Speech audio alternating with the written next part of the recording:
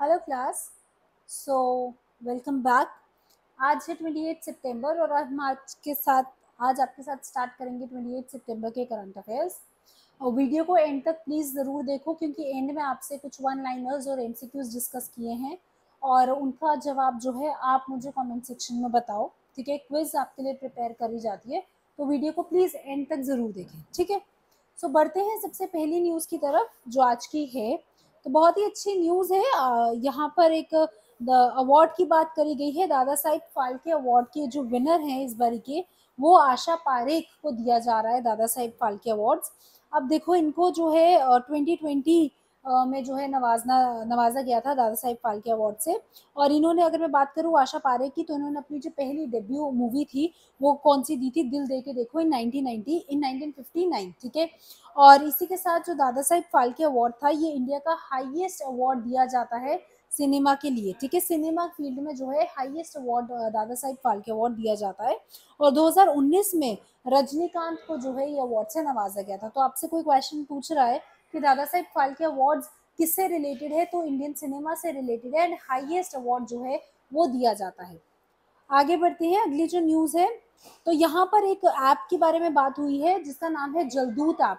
तो ministry of rural development ने जो है ये ऐप लॉन्च करी है और यहाँ पे जो मिनिस्टर हैं वो हैं श्री गिरिराज सिंह। ठीक है, तो इन्होंने ये ऐप डेवलप करी और ये ऐप बेसिकली बताती क्या है, तो जो भी आपके जो वाटर लेवल है, ठीक है, वेल्स का, बिफोर द मॉनसून और आफ्टर द मॉनसून, बारिश से पहले और बारिश के बाद, कि वाटर लेवल जो है वेल्स का कितना इंक्रीज हो रहा है, क्या उसमें चेंजेस आ रहे हैं, ये ऐप हमें वो सारा डाटा जो है वो देगी। ठीक है, और ये जितनी भी जो है वाटर लेवल बताया जाएगा वेल्स का, जैसे मैंने आपको बताया, across the different villages in the country. ठीक है, उसके बाद जो डेटा होएगा इस ऐप पे, वो बेसिकली क्यों प्रस्तुत किया जाता है, ताकि वो एक इंडिया को जो है एक बेटर एक्शन प्लान दे पाए, एक बेटर तरीके से हमें किस तरीके से काम करना है, वाटर लेवल का राइज जो है कितना है, क्या है, वो सब चीज़ों से हमें पता लग जाए। ठीक है, तो ये जो है एक डाटा हेल्प करेगा ग्राम पंचायत डेवलपमेंट प्लान में और मनरेगा प्रोग्राम में जरूर। ठीक है, उसके बाद अगली जो न्यूज़ है, ये नीला कुरिंजी फ्लावर्स के ऊपर बात करी गई है।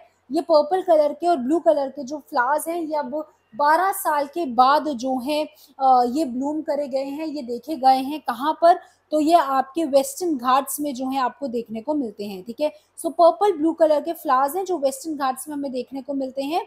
और लास्ट जो है ये 2006 में देखे थे, और बोला जाता है हर 12 साल के बाद ये देखने को मिलते हैं, लेकिन 2018 में जो है एक्सपेक्टेड था कि ऐसे फ्लावर्स हमें देखने को मिलेंगे, बट नहीं दिखे थे because of the climatic conditions. Climate change की वजह से इस तरीके का ग्रोथ हमें नहीं मिला और 2 साल के बाद जो है वो भी देखने को मिला है। अगर मैं बात करूँ इसके साइंटिफिक नेम की, तो स्ट्रॉबिलैंथिस कुनिथैनस जो है इसका साइंटिफिक नेम है, और ये वेस्टर्न घाट्स में ही आपको देखने को मिलते हैं।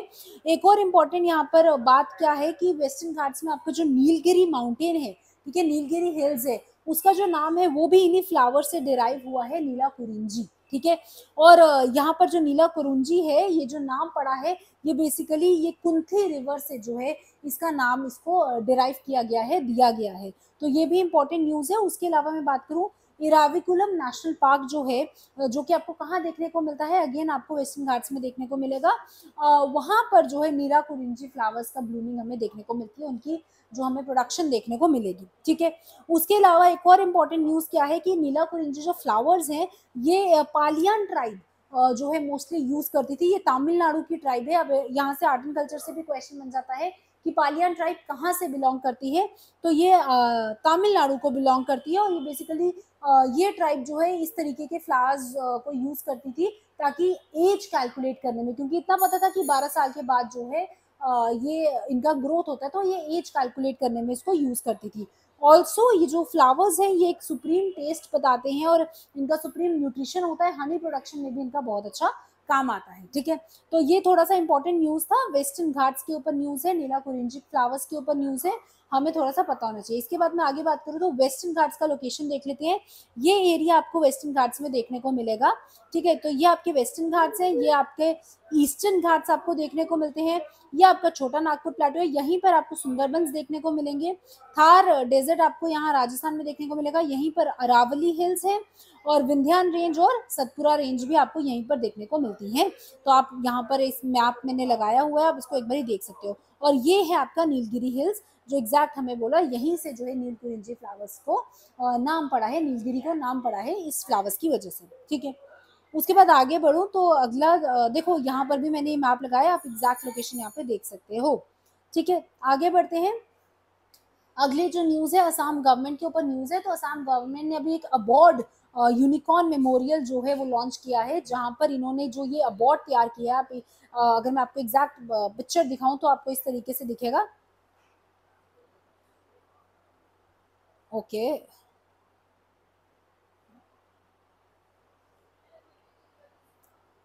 सो इस तरीके से आपको पिक्चर दिखेगा। तो ये अवार्ड जो है असम गवर्नमेंट ने तैयार किया है। यहाँ पर एक मेल राइनोसरस है, एक फीमेल अवार्ड है, और एक यहाँ पर एक चाइल्ड अवार्ड जो है वो तैयार किया गया है, ठीक है। तो ये बेसिकली अभी कैसे बनाया गया है, ये ऐश जो राइनो हॉर्स से जो ऐश निकलती है उससे जो है ये बनाए गए हैं तीनों अवार्ड। अच्छी न्यूज है। और यहाँ पर आपको काजीरंगा नेशनल पार्क में इस तरीके का अवार्ड देखने को मिलेगा। अगेन आपका क्वेश्चन ये बन जाता है काजीरंगा नेशनल पार्क कहाँ पे लाई करता है, तो असम का है, ठीक है।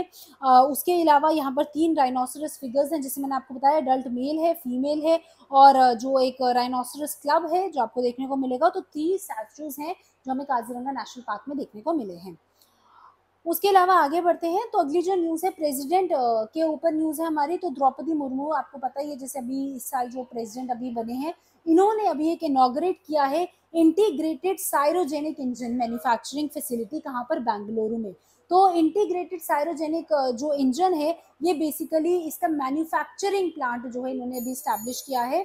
और ये किस लिए यूज होता है, ये रॉकेट्स में जो है यूज किया जाता है। अब यहाँ पर एक तरीके से आप देख सकते हो, ये स्टैब्लिश किसने किया है, हिंदुस्तान एरोनॉटिक्स लिमिटेड ने स्टैब्लिश किया है, और 208 करोड़ जो है इस पे लगाए गए हैं, ठीक है। तो यहाँ पर एक एमओयू साइन हुआ था, मेमोरेंडम ऑफ अंडरस्टैंडिंग साइन हुआ था विद इसरो के साथ, और इन्होंने जो है हॉल के साथ मिलकर, हिंदुस्तान एरोनॉटिक्स लिमिटेड के साथ मिलकर जो है इस तरीके का एक मैन्युफैक्चरिंग प्लांट जो है, फैसिलिटी जो है वो इनॉग्रेट करी है बेंगलुरु में। और ये आपको बताएगा कि जो इंटायर रॉकेट इंजन है उसको एक ही रूफ के अंदर किस तरीके से प्रिपेयर किया जाए।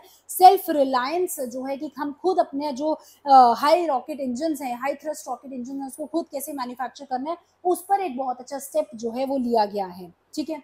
आगे बढ़ती हूँ। अगली जो न्यूज है छत्तीसगढ़ के ऊपर न्यूज है। छत्तीसगढ़ को अभी पोशाक अनाज अवार्ड जो है रिसीव किया गया मिला है मिलेट्स को प्रमोट करने के लिए। तो कौन सी स्टेट है जिसको मिलेट्स को प्रमोट करने के लिए पोशाक अनाज अवार्ड से नवाजा गया है, इट इज छत्तीसगढ़।